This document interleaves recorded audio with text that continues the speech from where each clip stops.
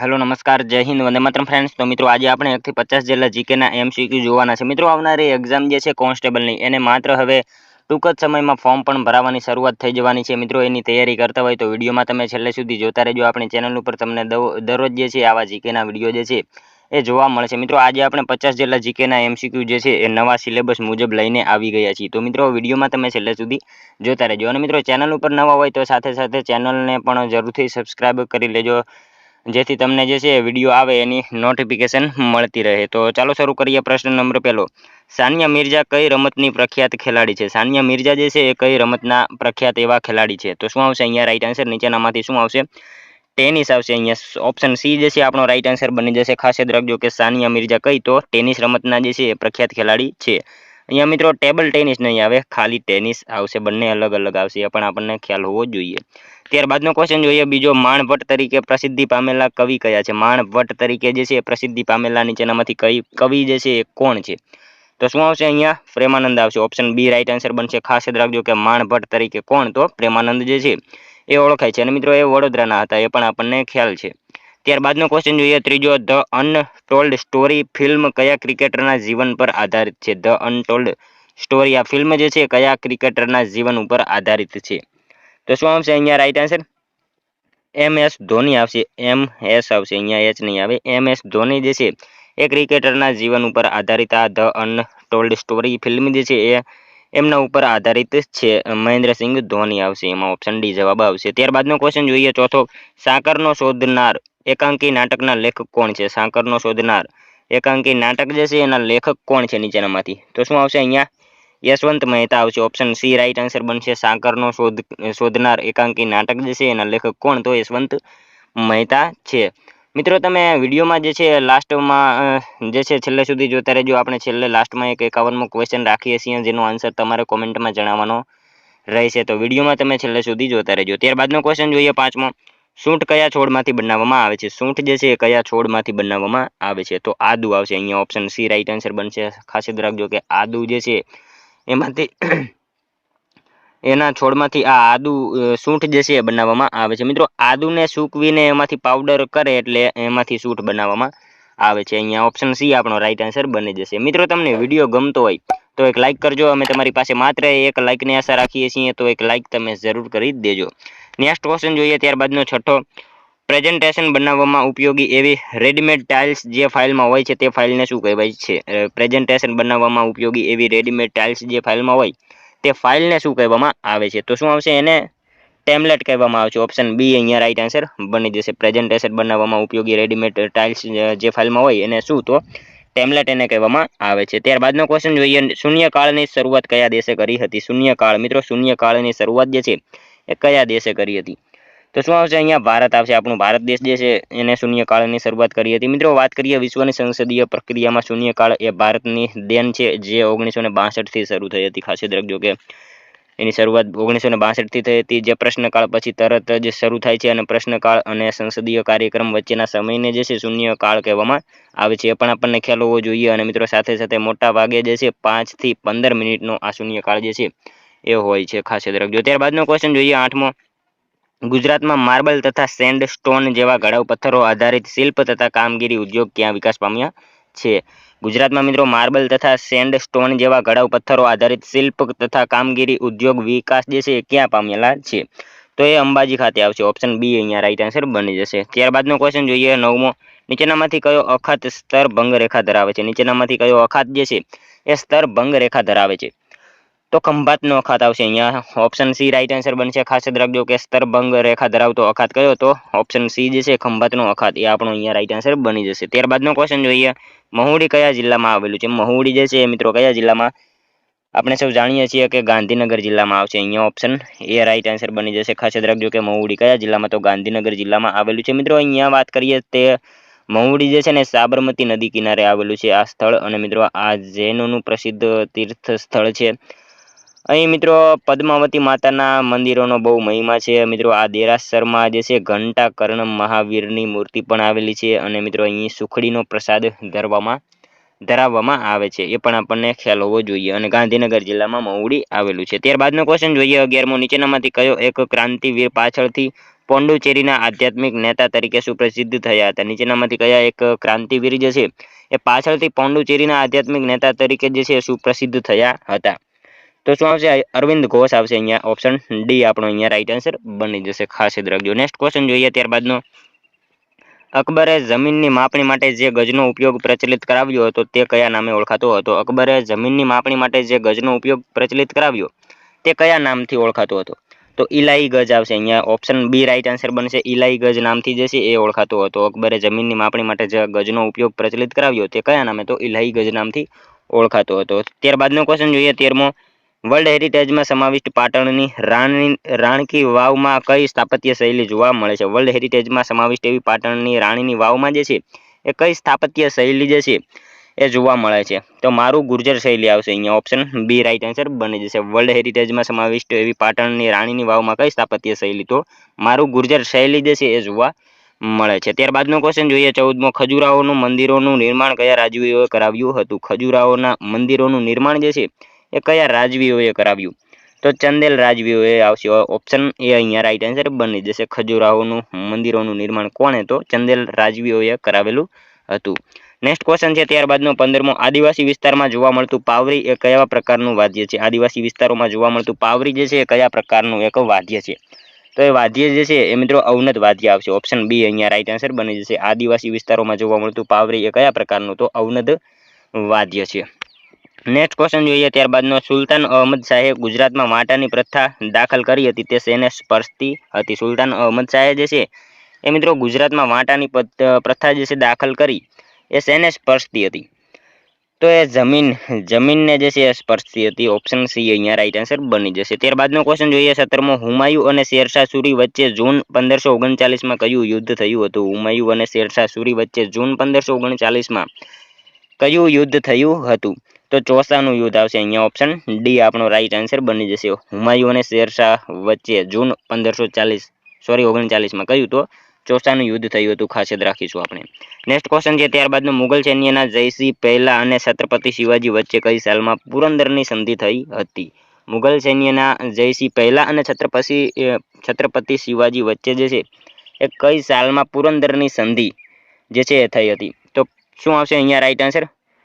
1665ની સાલમાં જે છે એ પુરંદરની સંધિ થઈ હતી. આપણે સૌને ખ્યાલ છે. ત્યારબાદનો ક્વેશ્ચન જોઈએ.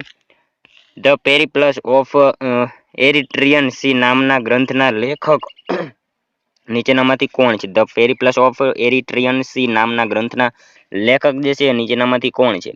તો અજ્ઞાત આવશે અહીંયા. ઓપ્શન ડી આપણો રાઈટ આન્સર બની જશે. ત્યારબાદનો ક્વેશ્ચન જોઈએ 20મો.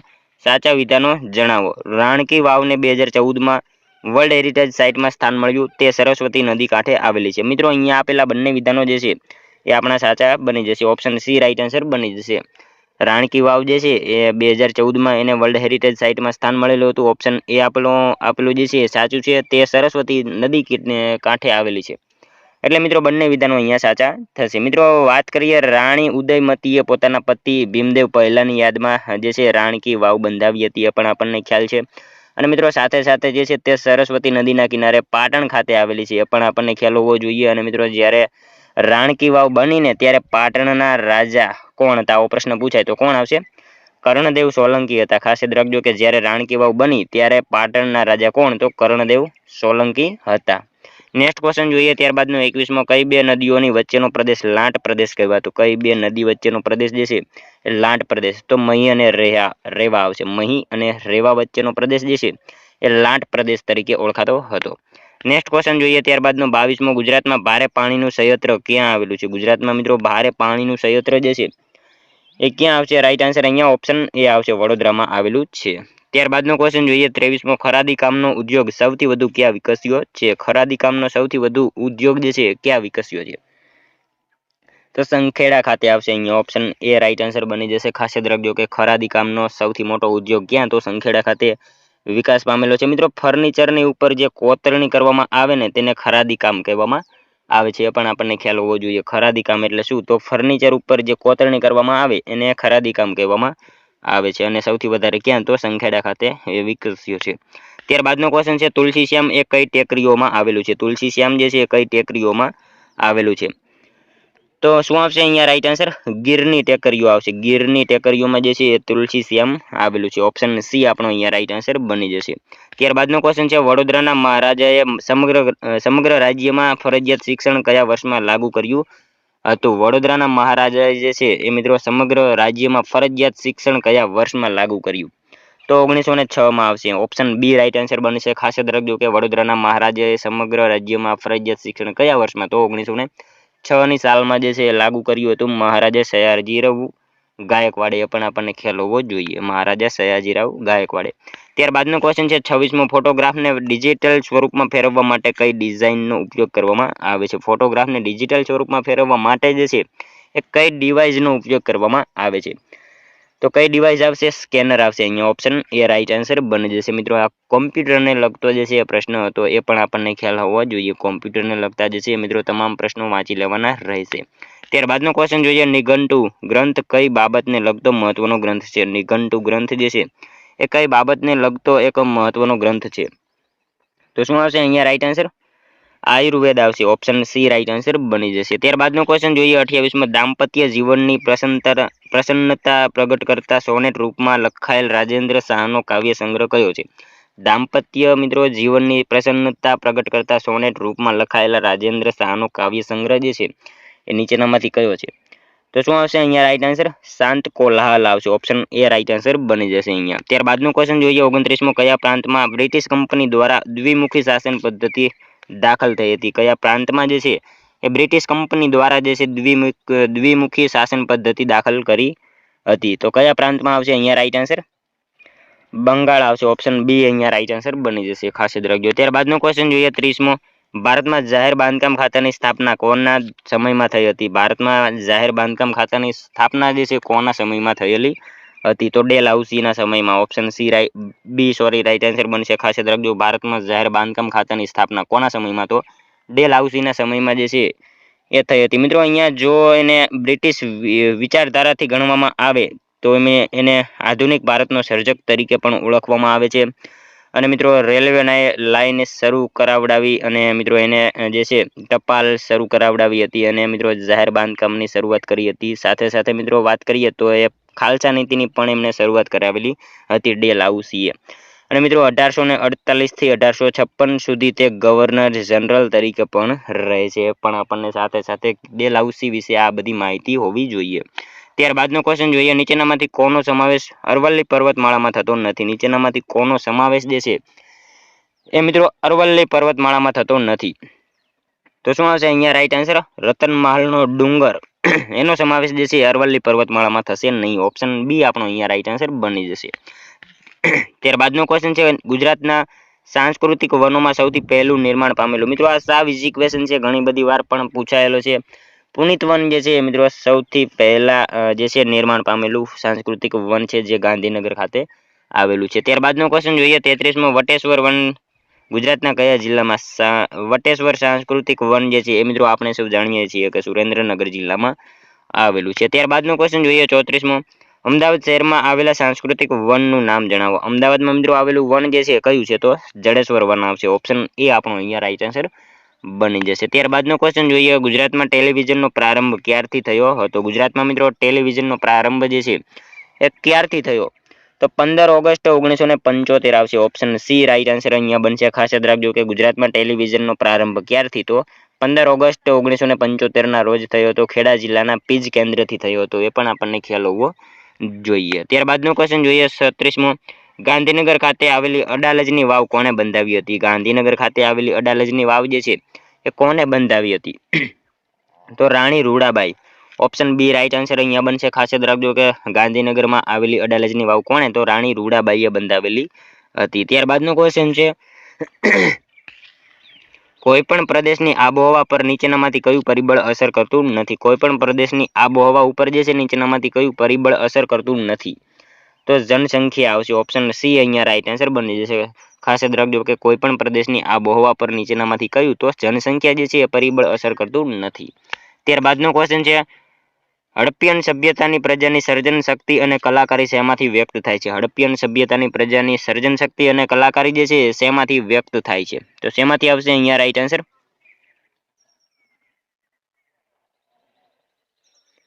રમકડા આવશે. ઓપ્શન એ અહીંયા આપણો રાઈટ આન્સર બની જશે.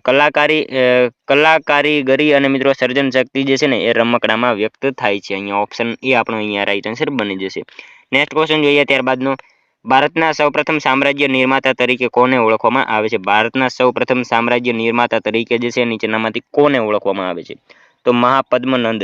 ઓપ્શન સી અહીંયા રાઈટ આન્સર બની જશે. ભારતના સૌપ્રથમ સામ્રાજ્ય નિર્માતા તરીકે કોને? તો મહાપદ્મનંદ તરીકે એમને ઓળખવામાં આવે છે. મિત્રો બિંબિસાર અને અજાતશત્રુ જે છે હર્યક વંશ સાથે સંબંધ ધરાવે છે. બિંબિસાર અને અજાતશત્રુ આ બંને જે છે ને એ મિત્રો હર્યક વંશ સાથે સંબંધ ધરાવે છે. મહાપદ્મનંદ એ નંદ વંશ સાથે સંબંધ ધરાવે છે અને ચંદ્રગુપ્ત મૌર્ય એ મૌર્ય વંશ સાથે સંબંધ ધરાવે છે. એ પણ આપણને ખ્યાલ હોવો જોઈએ.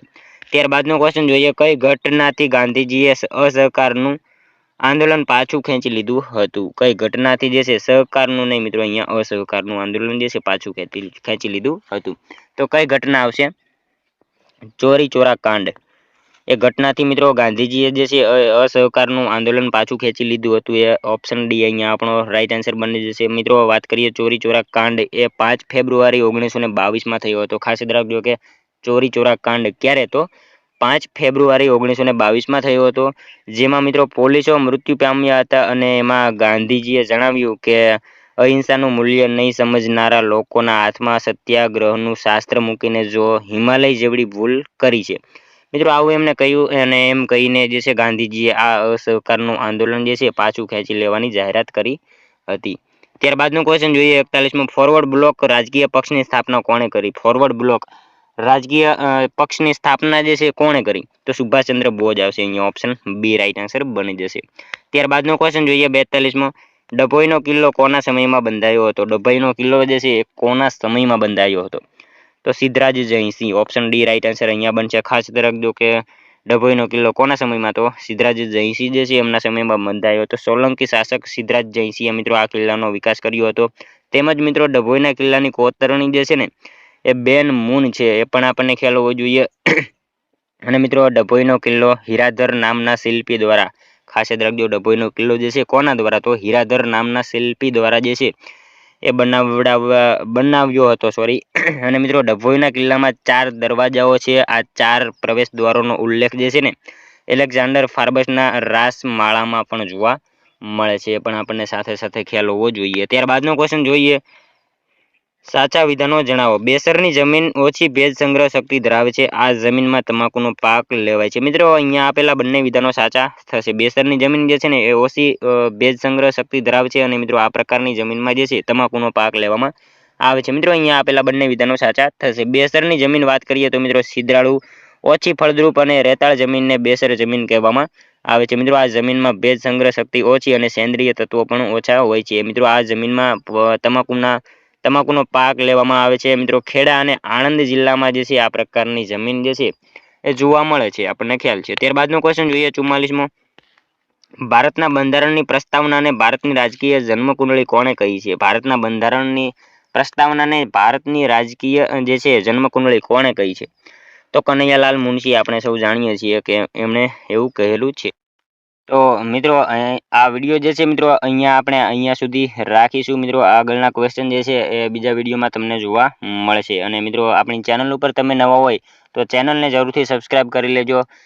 મિત્રો આવનારી એક્ઝામ જે છે કોન્સ્ટેબલની જ્યાં સુધી ન આવે ત્યાં સુધી મિત્રો આપણે દરરોજ આવા 50 જેટલા જીકેના એમસીક્યુ આપણી ચેનલ ઉપર જે છે આ વિડીયોના મારફતે તમને તમારા સુધી પહોંચાડતા રહીશું. તો વિડીયોમાં જે છે મિત્રો ચેનલ ઉપર તમે નવા હોય તો ચેનલને જરૂરથી સબસ્ક્રાઈબ કરી લેજો. તો મળશું હવે કાલે બીજા વિડીયોમાં. ત્યાં સુધી જય હિન્દ, વંદે માતરમ.